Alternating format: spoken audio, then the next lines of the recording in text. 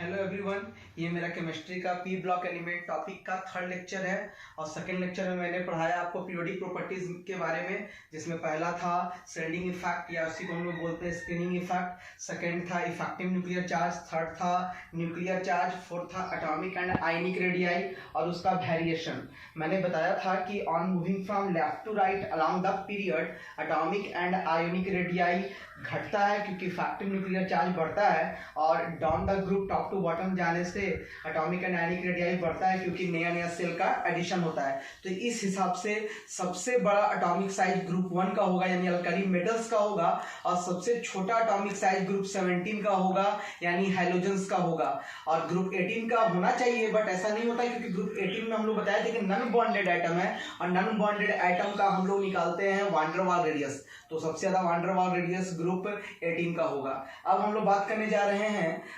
Ionisation energy के बारे में। आयोनाइजेशन एनर्जी, इसी को हम लोग बोलते हैं आयोनाइजेशन पोटेंशियल, और इसी को हम लोग बोलते हैं आयोनाइजेशन एंथैल्पी।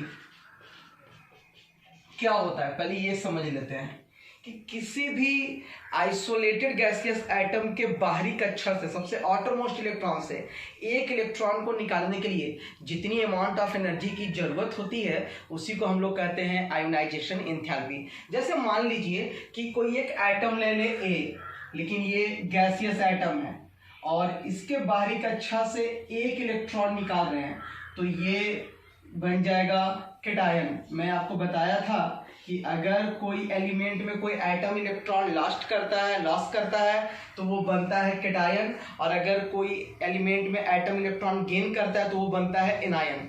तो हम बोले कि इस न्यूट्रल आइसोलेटेड गैसियस एटम के बाहरी कक्षा से एक इलेक्ट्रॉन को निकालने के लिए जितना अमाउंट ऑफ एनर्जी का जरूरत पड़ा उसी को हम लोग बोले ionisation enthalpy.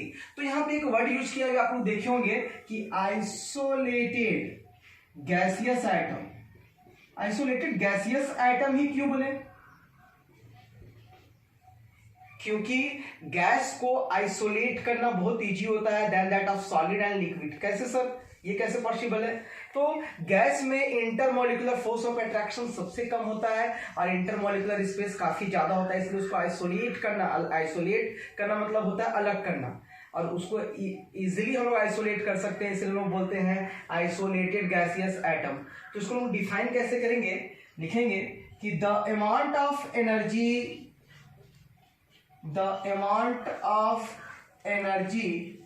required to remove most loosely bond electron. Most loosely bond electron कौन होगा? जो न्यूक्लियस से सबसे ज्यादा दूर होगा, that is outermost shell electron. कहां से? तो from an isolated gaseous atom of an element in its ground state, या हम लोग इसको बोले that is lowest energy state to produce, क्या उत्पन्न करेगा? To produce gaseous cation is called, उसी को हम लोग बोलते हैं आयोनाइजेशन एंथैल्पी।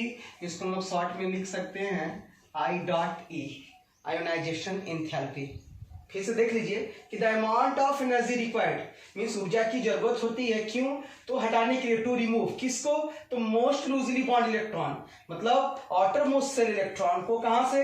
तो आइसोलेटेड गैसियस एटम से उसके ग्राउंड स्टेट में क्या प्रोड्यूस करेगा? Gaseous cation. इसी को हम लोग बोलते हैं आयोनाइजेशन एंथैल्पी। मैंने एग्जांपल बताया कि मान ले कि कोई ए गैसियस एटम है, उसके बाहरी कक्षा से एक इलेक्ट्रॉन निकालें और वो क्रिएट किया गैसियस कैटायन, तो इस जितना अमाउंट ऑफ एनर्जी का जरूरत पड़ा उसी को हम लोग कहेंगे आयोनाइजेशन एंथैल्पी। इसमें बहुत कुछ ऐसा टर्म है, जैसे first ionization enthalpy, second ionisation enthalpy, third ionization enthalpy से लेके 8th आयोनाइजेशन एंथैल्पी तक होता है। तो बात करते हैं कि फर्स्ट आयोनाइजेशन एंथैल्पी क्या होता है, सेकेंड आयोनाइजेशन एंथैल्पी, थर्ड क्या होता है। तो बोलेंगे कि the minimum amount of energy required to remove first electron from isolated gaseous atom is called, उसको हम लोग बोलते हैं फर्स्ट आयोनाइजेशन एंड एंथैल्पी। और बोले अगर कि the amount of energy required, the amount of energy required to remove second electron from, कहाँ से, तो from gaseous cation is called, उसको हम लोग कहेंगे second ionisation enthalpy. Similarly we have, हम लोगों के पास third comma fourth comma fifth dot dot dot से लेके 8th आयोनाइजेशन एंथैल्पी तक होता है। जैसे हम लोग देखेंगे कि ए गैसियस आइटम है। अब क्या किए कि इसके बाहर कक्षा से एक इलेक्ट्रॉन निकालें, तो ये बन गया A प्लस। इसको हम लोग बोले, जितना एनर्जी लगा तो उसको हम लोग बोले फर्स्ट आयोनाइजेशन एंथैल्पी। इसको लिख सकते हैं IE1। अगर यही गैसियस केटायन के बाहर कक्षा से एक इलेक्ट्रॉन निकाल दें तो ये बन जाएगा A गैसियस 2 प्लस, और इस आयोनाइजेशन एनर्जी को बोलेंगे IE2 means second ionization energy. Cation से एक इलेक्ट्रॉन निकालें तो ये एक इलेक्ट्रॉन निकाले तो ये डबल प्लस। अब ए डबल प्लस से एक इलेक्ट्रॉन और निकालें तो ये क्या बन जाएगा, ए ट्रिपल प्लस गैसेस कैटायन बनेगा, तो इसको हम लोग बोलेंगे IE3।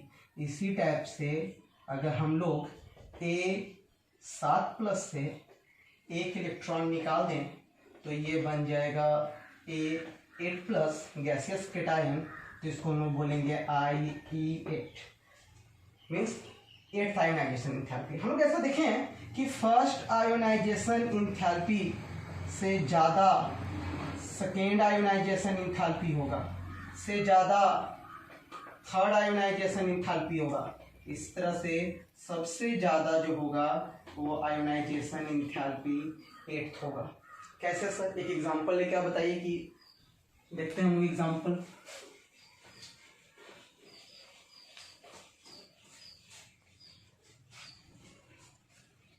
जैसे एल्यूमिनियम ले लें।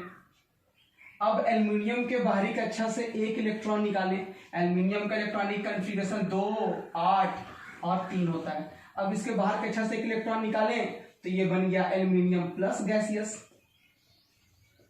इसका हो जाएगा 2, 8, 2, और इसको हम लोग कहेंगे फर्स्ट आयोनाइजेशन एंथैल्पी या IE1 भी बोल सकते हैं। अब एल्यूमिनियम प्लस 2, 8, 2 से हम लोग एक और इलेक्ट्रॉन निकाल रहे हैं तो इसको कहेंगे हम लोग एल्यूमिनियम डबल प्लस, और ये भी गैसेस कैटायन है तो इसको कहेंगे हम लोग सेकेंड आयोनाइजेशन एंथैल्पी। इसी टाइप का अगर हम लोग देखें कि एल्यूमिनियम डबल प्लस, अब इसके बाहरी कक्षा से एक इलेक्ट्रॉन निकालें तो ये बन गया एल्यूमिनियम ट्रिपल प्लस, तो इसको हम लोग कहेंगे थर्ड आयोनाइजेशन एंथैल्पी।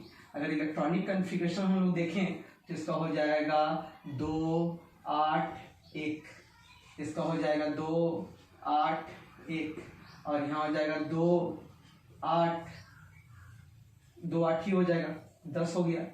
अब देखिए एल्यूमिनियम ट्रिपल प्लस, इसको कहेंगे फोर्थ आयोनाइजेशन एंथैल्पी, ये बन जाएगा एल्यूमिनियम 4 प्लस प्लस 1 इलेक्ट्रॉन। अब ये हो जाएगा 2 7 और ये हो जाएगा 2 8। अब बताइए कि सबसे aluminium plus, aluminium double plus, aluminium triple plus, aluminium 4 plus में कल मैंने बताया था कि जितना ज्यादा न्यूक्लियर चार्ज होगा, जितना ज्यादा पॉजिटिव चार्ज होगा, उसका साइज उतना छोटा होगा। जितना साइज छोटा होगा मीन्स न्यूक्लियर अट्रैक्शन उतना ज्यादा होगा, न्यूक्लियस को उतना ज्यादा वो इलेक्ट्रॉन नजदीक होगा, मीन्स उसको निकालने के लिए उतना ज्यादा आयोनाइजेशन एंथैल्पी लगेगा। मीन्स हम लोग बोल सकते हैं कि फर्स्ट आयोनाइजेशन एंथैल्पी से सेकेंड आयोनाइजेशन एंथैल्पी ज्यादा होगा, से थर्ड आयोनाइजेशन एंथैल्पी ज़्यादा होगा, से फोर्थ आयोनाइजेशन एंथैल्पी ज़्यादा होगा, और सिमिलरली यहाँ से देखें हम लोग तो एट्थ आयोनाइजेशन एंथैल्पी सबसे ज़्यादा होगा। ये सक्सेसिव प्रोग्रेस है आपका आयोनाइजेशन एंथैल्पी का वेरिएशन है कि फर्स्ट या सेकेंड। क्यों मैंने बताया कि जैसे जैसे हम लोग पॉजिटिव चार्ज बढ़ते जाएगा मीन्स उसका न्यूक्लियर चार्ज बढ़ेगा, मीन्स न्यूक्लियस और वैलेंस इलेक्ट्रॉन के बीच में अट्रैक्शन बढ़ेगा, तो उसको निकालने के लिए ज़्यादा अमाउंट ऑफ एनर्जी का जरूरत पड़ेगा। अब हम लोग बात करते हैं factors affecting the magnitude of ionization energy and its variation. हम लोग बात करने जा रहे हैं कि factors affecting the magnitude of ionization enthalpy and its variation. तो सबसे पहला फैक्टर है वो है एटॉमिक साइज। सुनिए, अगर एटॉमिक साइज छोटा होगा तो ऑब्वियसली न्यूक्लियस और वैलेंस इलेक्ट्रॉन के बीच में दूरी कम होगा, दूरी कम होगा तो फोर्स ऑफ अट्रैक्शन ज़्यादा होगा, फोर्स ऑफ अट्रैक्शन ज़्यादा होगा, न्यूक्लियर अट्रैक्शन ज़्यादा होगा, तो उस इलेक्ट्रॉन को निकालने के लिए आयोनाइजेशन एंथैल्पी ज़्यादा चाहिए, एनर्जी अमाउंट ऑफ एनर्जी ज़्यादा लगेगा। मीन्स साइज छोटा, आयोनाइजेशन एनर्जी ज़्यादा। अगर साइज बढ़ गया तो न्यूक्लियस और वैलेंस इलेक्ट्रॉन के बीच में दूरी बढ़ गया, दूरी बढ़ गया तो न्यूक्लियर अट्रैक्शन घट गया, मीन्स उस इलेक्ट्रॉन को निकालने के लिए ज़्यादा अमाउंट ऑफ एनर्जी का जरूरत नहीं पड़ेगा। तो हम बोल सकते हैं कि जो आयोनाइजेशन एनर्जी होता है वो इनवर्सली प्रोपोर्शनल टू होता है एटॉमिक साइज। अगर एटॉमिक साइज ज़्यादा तो आयोनाइजेशन एनर्जी कम, एटॉमिक साइज छोटा तो आयोनाइजेशन एनर्जी ज़्यादा। सेकेंड हम लोग बात करेंगे स्क्रीनिंग इफेक्ट का। स्क्रीनिंग इफेक्ट, अगर स्क्रीनिंग इफेक्ट अगर ज़्यादा होगा मीन्स न्यूक्लियस जो है वो इलेक्ट्रॉन को पुश करेगा। क्यों? क्योंकि अंदर ज़्यादा इलेक्ट्रॉन है तो इलेक्ट्रॉन को बाहर पुश करेगा, तो उस इलेक्ट्रॉन को निकालने के लिए ज़्यादा अमाउंट ऑफ एनर्जी का जरूरत नहीं पड़ेगा। अगर शेडिंग इफेक्ट पुअर होगा तो न्यूक्लियस वैलेंस इलेक्ट्रॉन को अपनी तरफ ज़्यादा खींचेगा, मीन्स उसको निकालने के लिए अमाउंट ऑफ एनर्जी का ज़्यादा जरूरत पड़ेगा। मीन्स हम लोग बोल सकते हैं कि ionization enthalpy is inversely proportional to screening effect, क्योंकि स्क्रीनिंग इफेक्ट अगर ज़्यादा होगा मीन्स अंदर वाले इलेक्ट्रॉन बाहर वाले इलेक्ट्रॉन को ज़्यादा न्यूक्लियर अट्रैक्शन को कम कर देंगे न्यूक्लियस के प्रति, तो उसको निकालने के लिए अमाउंट ऑफ एनर्जी ज़्यादा नहीं जरूरत पड़ेगा। लेकिन अगर स्क्रीनिंग इफेक्ट पुअर होगा मीन्स न्यूक्लियस उस इलेक्ट्रॉन को अपनी तरफ ज़्यादा खींच पाएगा, उसको निकालने के लिए अमाउंट ऑफ एनर्जी ज़्यादा जरूरत पड़ेगा। थर्ड हम लोग बात करें न्यूक्लियर चार्ज। जितना ज्यादा न्यूक्लियर चार्ज होगा means nuclear charge is directly proportional to ionization energy. Means nuclear charge ज्यादा तो आयोनाइजेशन एनर्जी ज्यादा। कैसे? तो न्यूक्लियर चार्ज ज्यादा मतलब न्यूक्लियस का अफेक्शन इलेक्ट्रॉन्स के लिए ज्यादा होगा। जितना ज्यादा पॉजिटिव चार्ज इलेक्ट्रॉन को निकालने के लिए उतना ज्यादा अमाउंट ऑफ एनर्जी, उतना न्यूक्लियस खींचना चाहिए इलेक्ट्रॉन पर, लेकिन इलेक्ट्रॉन को हमको निकालना है तो उसके लिए हमको ज्यादा अमाउंट ऑफ एनर्जी देना पड़ेगा। लेकिन अगर न्यूक्लियर चार्ज कम होगा तो उसको निकालने के लिए ज्यादा अमाउंट ऑफ एनर्जी का जरूरत नहीं पड़ेगा। Means nuclear charge directly proportional to ionization enthalpy. Fourth half filled and full filled orbital. जो हाफ फील्ड और फुल फील्ड ऑर्बिटल होता है वो अदर ऑर्बिटल से ज्यादा स्टेबल होता है, और इस केस में अगर स्टेबिलिटी ज्यादा होगी तो कोई भी इलेक्ट्रॉन लॉस करना नहीं चाहेगा, लेकिन हाँ जब ज्यादा अमाउंट ऑफ एनर्जी देंगे तो उस इलेक्ट्रॉन को हम निकाल सकते हैं। मीन्स अगर हाफ फील्ड ऑफ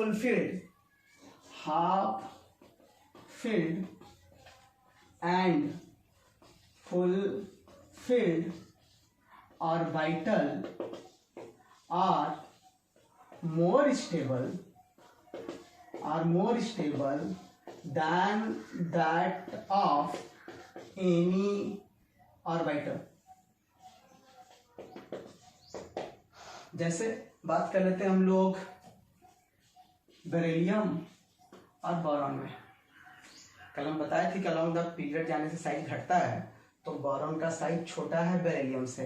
तो अभी मैंने बताया कि साइज छोटा होता है तो उसके इलेक्ट्रॉन को निकालने के लिए ज्यादा अमाउंट ऑफ एनर्जी का जरूरत पड़ता है। क्यों? क्योंकि साइज छोटा तो न्यूक्लियस और वैलेंस इलेक्ट्रॉन के बीच में दूरी कम तो फोर्स ऑफ अट्रैक्शन ज्यादा, तो उसको निकालने के लिए अमाउंट ऑफ एनर्जी ज्यादा जरूरत पड़ेगा। लेकिन ऐसा यहाँ नहीं है, हम लोग प्रायोरिटी देंगे half filled and full field को, साइज को छोड़ देंगे वहां पे। अगर ऐसा कोई हाफ फील्ड और फुल फील्ड वाला आ जाता है तो उसको हम लोग साइज को प्रायोरिटी ना देके हम लोग देंगे half filled and full field को। जैसे देखिए इसका इलेक्ट्रॉनिक कन्फिगरेशन ये हो जाएगा 2s2 और ये हो जाएगा 2s2 और 2p1, 1s2 2s2 2p1 और ये हो जाएगा 1s2 2s2। हम बोले कि सबसे बैलेंस इलेक्ट्रॉन मीन्स इस इलेक्ट्रॉन को और यहाँ से इस इलेक्ट्रॉन को। तो देखिए यहाँ पे s ऑर्बिटल फुलफिल्ड है और p ऑर्बिटल यहाँ ना फुलफिल्ड है ना हाफ फील्ड है। तो ऐसे स्थिति में फर्स्ट आयोनाइजेशन इंथैल्पी जो है वो बेरिलियम का हो जाएगा। लेकिन आपसे अगर क्वेश्चन को ट्विस्ट करके घुमा के पूछा कि बताओ सेकेंड आयोनाइजेशन इंथैल्पी किसका ज्यादा होगा, तो ये नहीं बोलेंगे कि बेरिलियम का ज्यादा होगा। निकाल के देखते हैं सेकेंड इलेक्ट्रॉन, ये हो जाएगा 1s2, ये हो जाएगा 2s1 और ये हो जाएगा 1s2 2s2।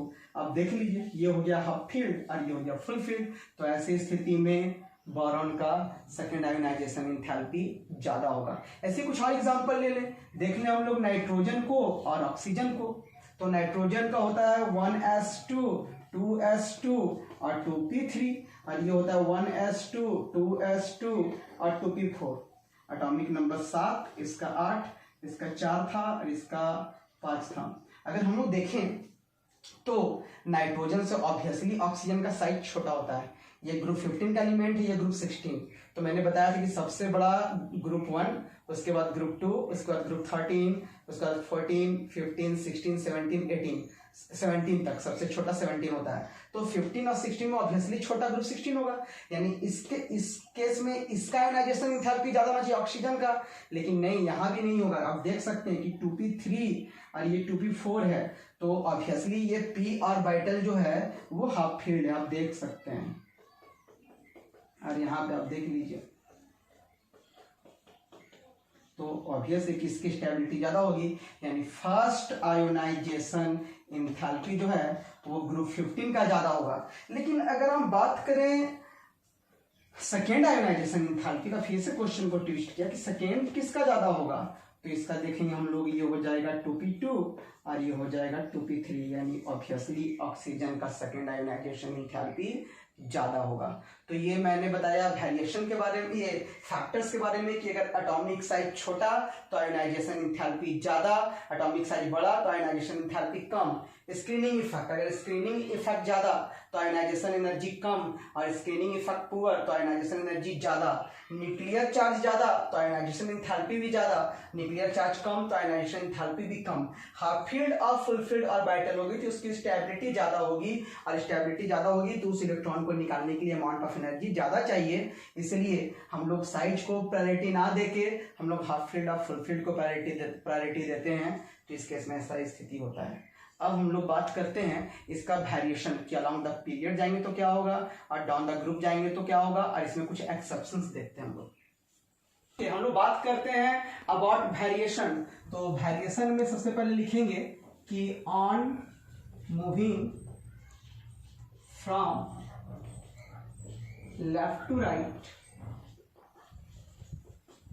along the period, the value of ionization enthalpies increases due to decrease in atomic size. मैंने बताया अभी कि atomic size along the period जाने से घटता है क्योंकि इफेक्टिव न्यूक्लियर चार्ज बढ़ता है। तो अगर देखें तो boron, carbon, nitrogen, oxygen, fluorine और नियॉन, तो बोरॉन से ज़्यादा होगा कार्बन का, कार्बन से ज़्यादा होगा नाइट्रोजन का, नाइट्रोजन से ज़्यादा होना चाहिए ऑक्सीजन का, बट होता नहीं है क्योंकि stable half field electronic configuration होता है, तो नाइट्रोजन का ज़्यादा, ऑक्सीजन से ज़्यादा फ्लोरीन का, और फ्लोरीन से ज़्यादा नहीं बहुत ज़्यादा नियॉन का। ऐसा क्यों हुआ? तो क्योंकि यहाँ पे half field stable electronic configuration और यहाँ देखें हम लोग फुलफिल्ड स्टेबल इलेक्ट्रॉनिक कन्फिगरेशन। तो यहाँ पे दो एक्सेप्शन है, आप देख सकते हैं कि ग्रुप 15 का आयोनाइजेशन एनर्जी ग्रुप 16 से ज़्यादा होता है, और फर्स्ट मतलब यहाँ पे ले ले हम लोग लिथियम और यहाँ ले ले बेरिलियम, तो लिथियम से ज़्यादा बेरिलियम का, बेरिलियम से ज़्यादा होना चाहिए बोरॉन का, लेकिन नहीं, बेरिलियम का ज़्यादा होता है क्योंकि यहाँ भी स्टेबल फुलफिल्ड इलेक्ट्रॉनिक कन्फिगरेशन होता है। अब बात करते हैं हम लोग दो जगह यहाँ एक्सेप्शन आपको बताएं कि एक बेरिलियम बोरॉन में, एक नाइट्रोजन और ऑक्सीजन में। क्यों होता है? तो मैंने बताया कि half filled of full filled orbital जो होता है वो ज़्यादा स्टेबल होता है then that of any orbital से या एनी सबसेल से बोल सकते हैं हम लोग। और ऐसा इसलिए होता है क्योंकि जब हाफ फील्ड ऑफ फुलफिल्ड होता है तो उसका एक्सचेंज एनर्जी ज़्यादा होता है और सिमेट्रिकल डिस्ट्रीब्यूशन ऑफ इलेक्ट्रॉन्स हो जाता है, इसलिए half filled of full filled orbital की स्टेबिलिटी ज़्यादा होती है। अब बात करते हैं हम लोग सेकेंड कि in moving down A group the value of ionization enthalpy decreases due to increase in atomic size। Obviously atomic size अगर बढ़ेगा तो आयोनाइजेशन एंथैल्पी जो है वो घट जाएगा। क्यों? क्योंकि एटॉमिक साइज अगर बढ़ा तो न्यूक्लियस और वैलेंस इलेक्ट्रॉन के बीच में दूरी बढ़ गया, मीन्स उस इलेक्ट्रॉन को निकालने के लिए अमाउंट ऑफ एनर्जी की ज़्यादा ज़रूरत नहीं पड़ती है। लेकिन कुछ एक्सेप्शन है, मैंने कल आपको बताया था ग्रुप 13 में एक्सेप्शन एक आता है। एक तरफ ले लेते हैं एलिमेंट और एक तरफ ले लेते हैं फर्स्ट आयोनाइजेशन एंथैल्पी। तो बोरॉन, एल्युमिनियम, गैलियम, इंडियम और थैलियम, इसका होता है 801 किलो जूल पर मोल, 577 किलो जूल पर मोल, इसका होता है 579 किलो जूल पर मोल, इसका होता है 558 किलो जूल पर मोल, और इसका होता है 589 किलो जूल पर मोल। यहाँ पे देखिए एक एक्सेप्शन है कि गैलियम का आयोनाइजेशन एनर्जी कम होना चाहिए लेकिन बढ़ गया। क्यों? क्योंकि मैंने कल बताया था कि गैलियम जो है वो 3d10 ठो डी इलेक्ट्रॉन कंसिस्ट करता है। जब डी इलेक्ट्रॉन कंसिस्ट किया तो उसका शेल्डिंग इफेक्ट पुअर होता है। शेल्डिंग इफेक्ट पुअर होगा मीन्स उसका न्यूक्लियर चार्ज ज़्यादा होगा, और न्यूक्लियर चार्ज ज़्यादा होगा तो साइज छोटा होगा, और साइज छोटा होगा तो ऑब्वियसली उस इलेक्ट्रॉन को निकालने के लिए अमाउंट ऑफ एनर्जी की ज़्यादा जरूरत पड़ती है। लेकिन अगर बात करें हम लोग कि थैलियम में यहाँ पे तो सबसे कम होना चाहिए, लेकिन इसमें भी देखे थे हम लोग कि इसका एफ इलेक्ट्रॉन होता है, एफ इलेक्ट्रॉन का शेल्डिंग इफेक्ट और पुअर होता है, न्यूक्लियर चार्ज और ज़्यादा होगा, एटॉमिक साइज और छोटा होगा, तो इस केस में आयोनाइजेशन एंथैल्पी बढ़ जाता है। मीन्स हम लोग जो रेगुलर ट्रेंड कर रहे थे, देखना चाहते थे कि बोरॉन से कम होगा एल्युमिनियम का, उसके बाद कम होगा गैलियम का, फिर कम होगा इंडियम का, फिर कम होगा थैलियम का। क्यों? क्योंकि एटॉमिक साइज बढ़ रहा है। लेकिन यहाँ हमको वेरिएशन देखने को मिला क्योंकि एटॉमिक साइज यहाँ पे वैरी कर रहा था, इसलिए वैल्यू ऑफ आयोनाइजेशन एंथैल्पी भी वैरी करेगा। सिर्फ आयोनाइजेशन एंथैल्पी नहीं, इलेक्ट्रोनेगेटिविटी और इलेक्ट्रॉन गेन एंथैल्पी भी वैरी करेगा। यानी हम लोग का नेक्स्ट टॉपिक होगा इलेक्ट्रॉन गेन एंथैल्पी या इलेक्ट्रॉन एफिनिटी। तो हम लोग अब देखेंगे इलेक्ट्रॉन गेन इंथैल्पी।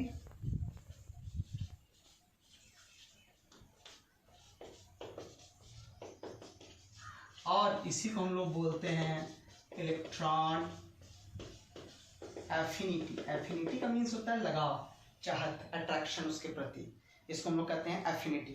और बहुत लोग कंफ्यूज कर जाते हैं, यहाँ पे हम देखेंगे कि इलेक्ट्रॉन गेन इंथैल्पी जो होता है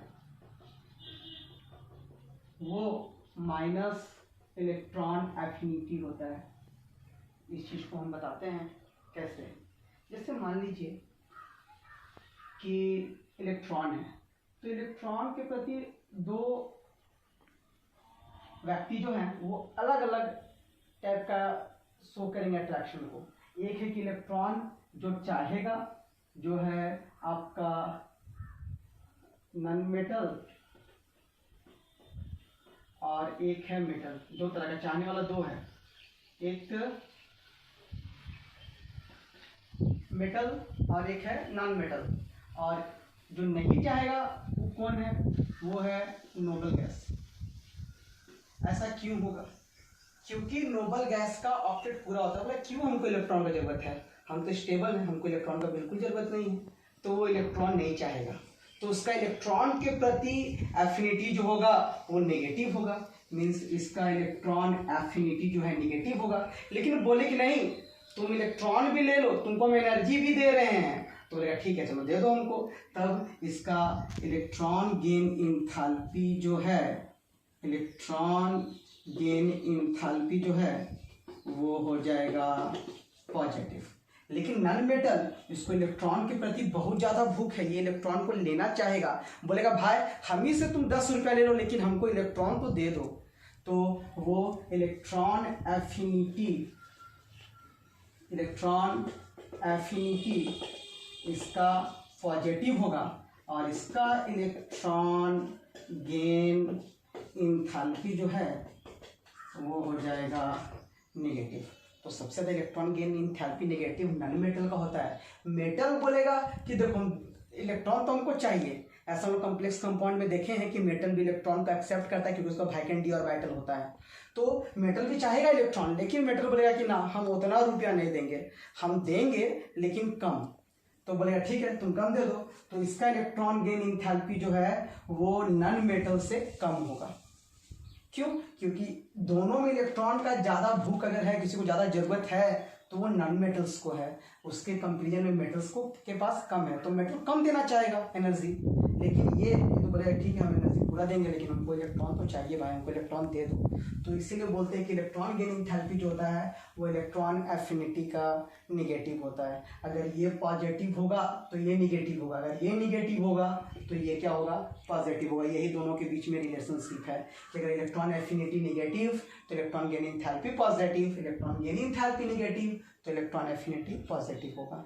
अब हम उसको डिफाइन कैसे करेंगे? आयोनाइजेशन एनर्जी और इलेक्ट्रॉन गेन इंथैल्पी जस्ट एक दूसरे का अपोजिट है। उसमें क्या किए थे कि एक इलेक्ट्रॉन को निकालने के लिए अमाउंट ऑफ एनर्जी दिए थे, अब एक इलेक्ट्रॉन जुड़ने के बाद इससे अमाउंट ऑफ एनर्जी रिलीज होगा। तो इसको डिफाइन करेंगे कि the amount of energy released when one electron is added to outermost shell of an isolated neutral gaseous atom in its ground state to produce gaseous anion is called, उसी को हम लोग बोलते हैं इलेक्ट्रॉन गेन इंथैल्पी। और electron gain enthalpy जो होता है वो नेगेटिव होता है और आयोनाइजेशन इंथैल्पी जो होता है वो पॉजिटिव होता है। क्यों? क्योंकि अगर डेल्टा एच मतलब हुआ चेंज इन इंथैल्पी, अगर पॉजिटिव हुआ मतलब हीट हमको देना पड़ रहा है, एनर्जी देना पड़ रहा है, तो रिएक्शन होगा एंडोथर्मिक। अगर डेल्टा H निगेटिव होगा तो रिएक्शन जो होगा वो होगा exothermic, means amount of energy released होगा वहाँ पे। तो यहाँ पे अभी हम बोले कि the amount of energy released means यहाँ पे ये जो रिएक्शन होगा वो एक्सोथर्मिक होगा, और आयोनाइजेशन एनर्जी जो था वो एंडोथर्मिक था, क्योंकि हमको अमाउंट ऑफ एनर्जी देना था।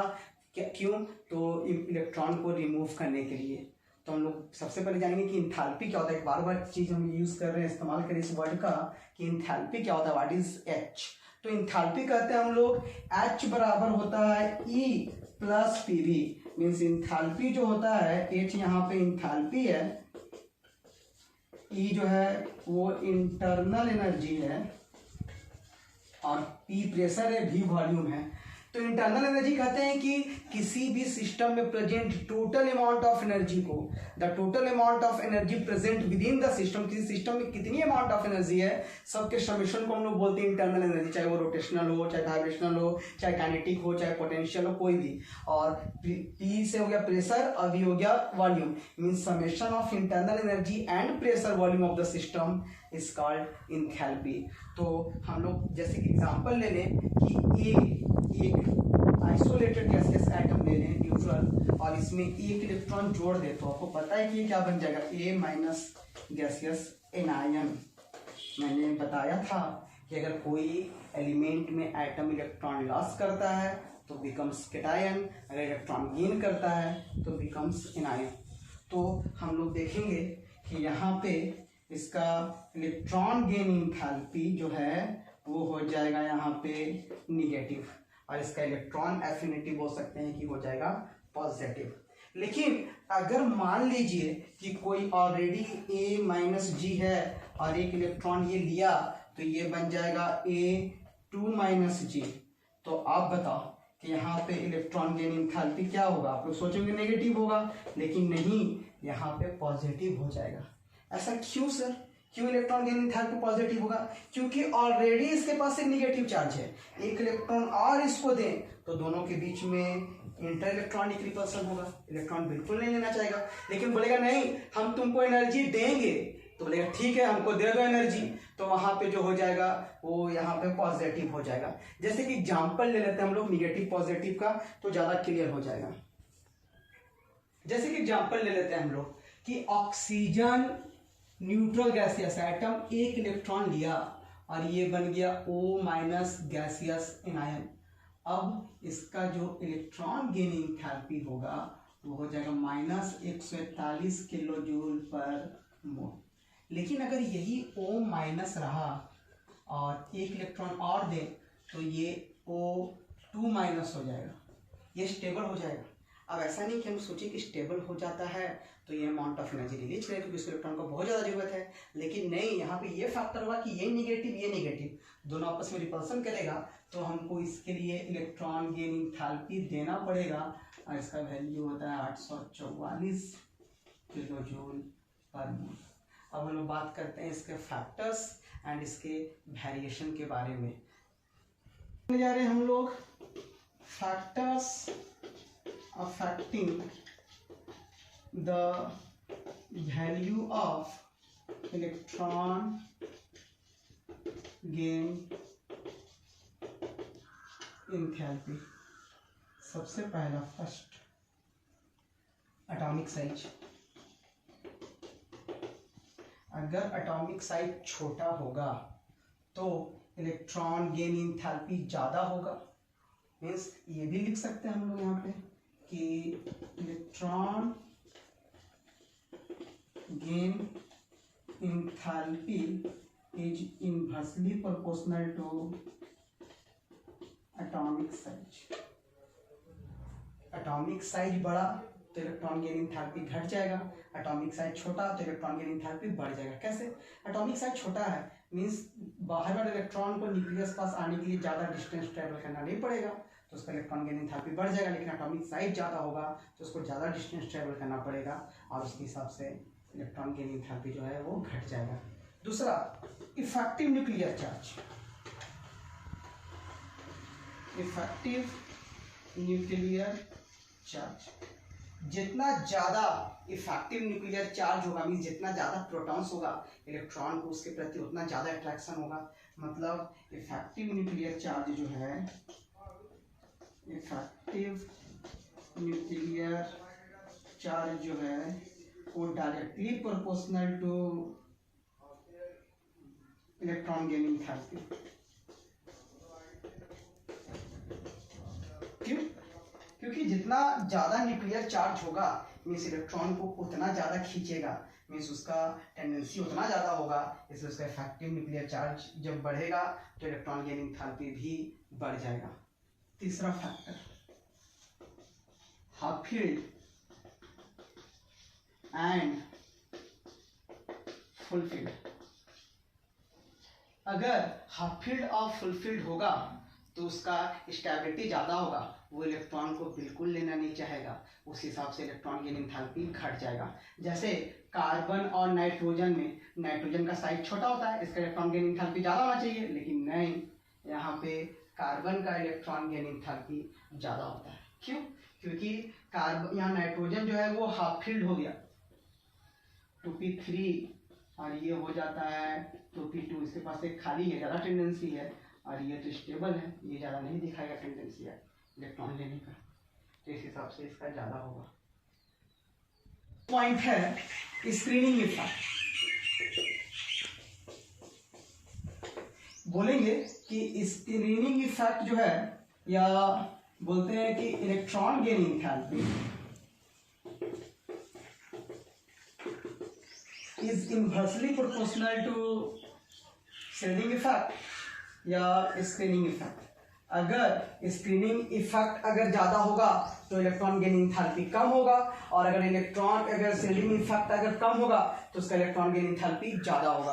अब हम लोग बात करते हैं इसके वेरिएशन का कि अलोंग द पीरियड जाने से क्या होता है और डाउन द ग्रुप जाने से क्या होता है। मैंने बताया कि अगर अलोंग द पीरियड जाएंगे फ्रॉम लेफ्ट टू राइट तो साइज घटता है, साइज घटेगा तो इलेक्ट्रॉन गेनिंग एंथैल्पी जो है वो बढ़ जाएगा, क्योंकि साइज घटेगा तो इफेक्टिव न्यूक्लियर चार्ज बढ़ेगा। और मैंने अभी बताया कि इफेक्टिव न्यूक्लियर चार्ज जो है directly proportional two electron gaining enthalpy होता है, इसलिए वो बढ़ जाएगा। नेक्स्ट कि अगर डाउन द ग्रुप जाएंगे तो इलेक्ट्रॉन गेनिंग एंथैल्पी घटेगा, क्योंकि क्या होता है, एटॉमिक साइज बढ़ता है। लेकिन अब बात करेंगे यहाँ पे कुछ एक्सेप्शन का। जो एक्सेप्शन है, एक्सेप्शन जो है वो ग्रुप 17 में है। बात कर रहे हैं हम लोग, एक तरफ ले ले एलिमेंट और एक तरफ ले लेते हैं electron gaining enthalpy.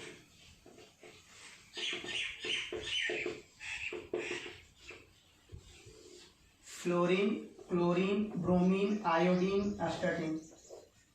Fluorine, chlorine, bromine, iodine, astatine.